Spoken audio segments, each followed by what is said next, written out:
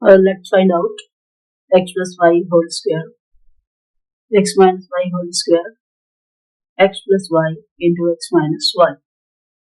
It is x plus y whole square, which is equal to x square plus y square plus 2xy.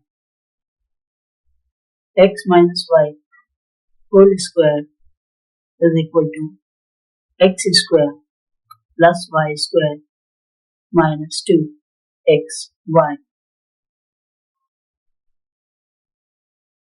and x plus y into x minus y is equal to x square minus xy plus xy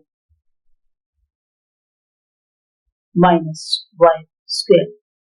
These terms will be cancelled. Finally, x square minus y square.